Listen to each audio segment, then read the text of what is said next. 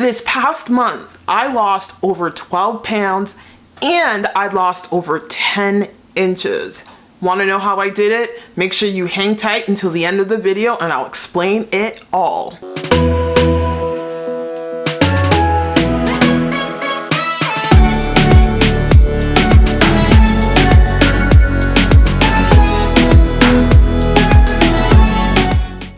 Hey everyone, welcome back to my channel. If you're new here, welcome. Today we are going to jump into a 1-month progress video. A 1-month progress video ever since I restarted my weight loss journey on September 4th, because earlier this year I got into a car accident, got a bunch of injuries which triggered chronic pain, and that caused me to eat the entire house. Literally, I was binging up a storm, but we've gotten things under control and we are moving forward.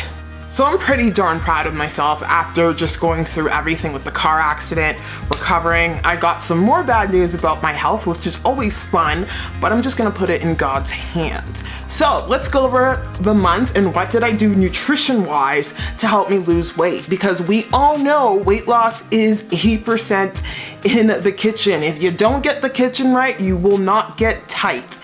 Wow, I just made that one up. Cool. Thanks, brain. So if you're new here, welcome. My name is Daniella and I'm currently on a journey to lose over 100 pounds. This is my overall weight loss progress so far. I've had several bumps along the way. I started this weight loss journey in a lot of chronic pain. I've been dealing with a lot of health issues ever since I gave birth to my son back in 2014. No one knew what was wrong with me. It took a mental breakdown and me giving up on life for me to get answers. I guess you gotta break down in order to rebuild yourself back up. So here we are back on this weight loss journey. And if you're new here, make sure you hit that subscribe button, as I will be documenting my journey, sharing with you all the ups and downs. I'm a huge advocate of mental health and taking care of yourself on this channel. That's what we are about. We are about self-love. Yes, it's gonna be struggle. Yes, we're not perfect, but progress isn't perfection. Just remember that. And to everyone else, make sure you hit that like button, as these acts help me out. So let's just drop an emoji now. If you are here with me, let's drop a couple muscle emojis. I definitely cannot flex with that shoulder. No way. Injury from the car accident. Hello, right shoulder. We ain't flexing. We've been doing a lot of lower body workouts because of my neck and shoulder issues. So just drop in a bunch of muscle emojis. Let's get it done. So how did I lose this weight? Let's mention the exact number. I lost 13.2 pounds. I can't remember a lot, guys. My brain, yes. Here's my little thing here that you guys will see on the screen. I lost 13.2 pounds in 3 weeks, not even a month, guys, in 3 weeks, because my weight loss journey restarted September 4th and this weigh-in is September 27th. So 13.2 pounds gone, and I've lost exactly 11.5 inches on my overall body.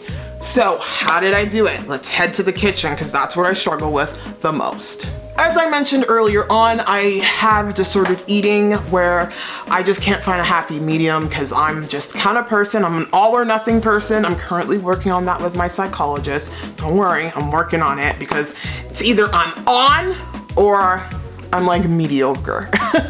So this month, or these past 3 weeks, I've been on, which is why I've been able to make that transformation, and I'm so proud of myself. So the beginning of September started off, let's be honest, I uploaded my Fit Fall Challenge video and I literally binged September 1st, binged September 2nd, and binged September 3rd.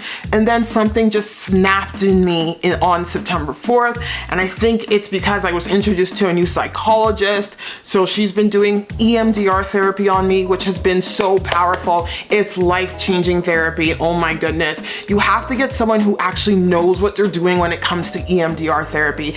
And the mental health services here in Alberta, just the healthcare services in this province is amazing. It's just high-class healthcare. All that oil money definitely invested in the healthcare system here in this province. Because back in Toronto, where I'm from, it's hard to find a doctor. It's very hard, and it's hard to find a good doctor, but I've been so blessed to find multiple awesome doctors here in Calgary. I have an awesome team helping me recover with this car accident. Now I totally lost my train of thought. Yes, my therapist. Bear with me, guys. I'm dealing with a very severe concussion. The concussion was so severe that it messed up my eyesight. More on my health problems later. Just gets worse. Anyway, I will pull through.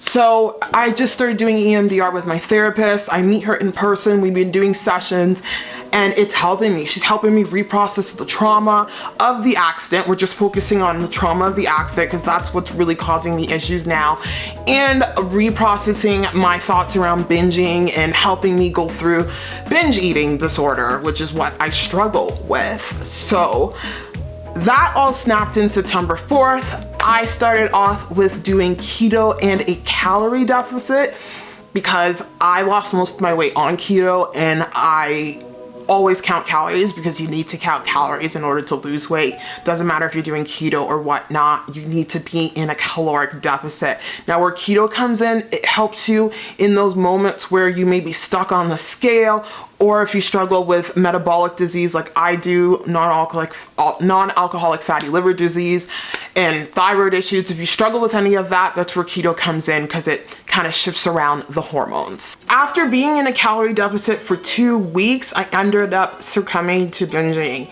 And I see my psychologist every 2 weeks, and I notice on, the last maybe day 13 or 14 before or after seeing my psychologist, I tend to fall apart. I don't know what it is, but I kind of lose myself, and then I have an episode of binging, which is what happened. And then 2 days later, I ended up seeing my psychologist again, and then things snapped back, and that's where September 16th, I started to do OMAD. Just a side note, my psychologist has not recommended that I do OMAD. She doesn't even know that I'm doing OMAD because when it comes to fasting and all that, some people can be really weird about it. Not that I think she'll be weird about it at all. She's doing EMDR therapy, for goodness sake, and that has been kind of looked down upon in psychology, but it's changing because people are realizing how effective it is if it's done right. Because I've seen people talking about EMDR, doing it over the computer and all that.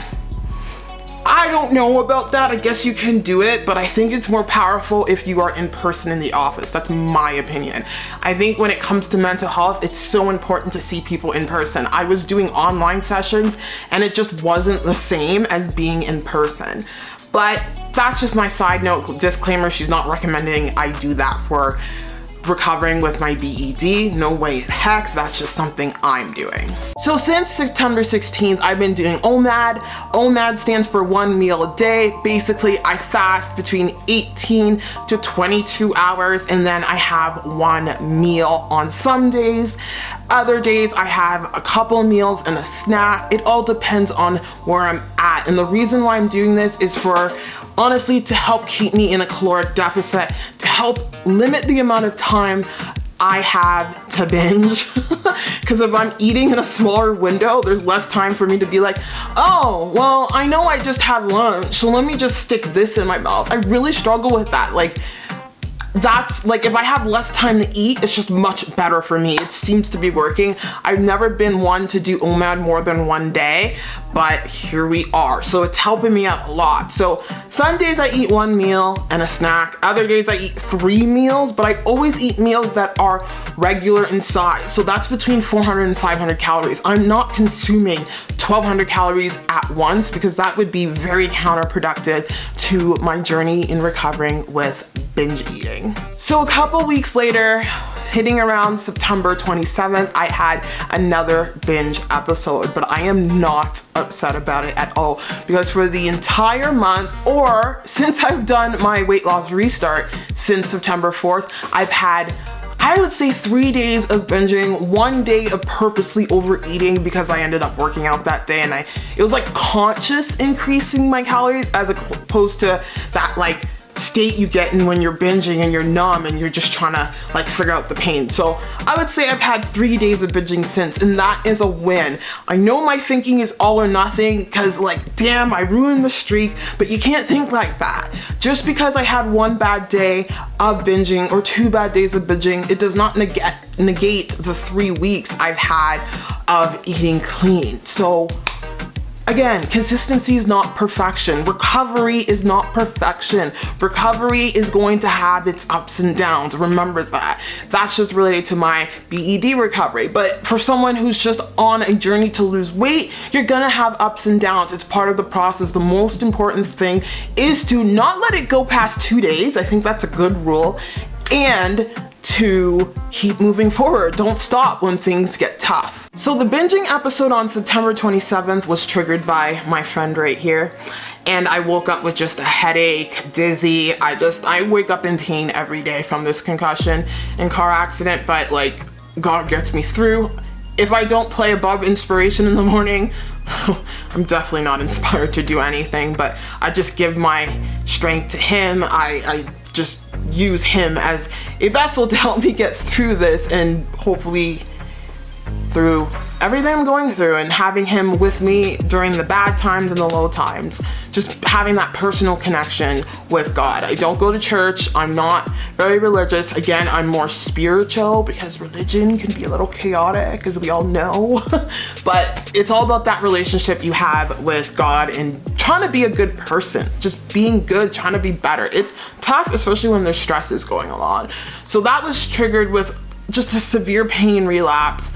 Then the next day I ended up getting back on track with my calories, and I did an OMAD, and then I jumped into another day where the day before I was going through a lot. I found out stuff about my health again, and basically I had issues with my eyesight.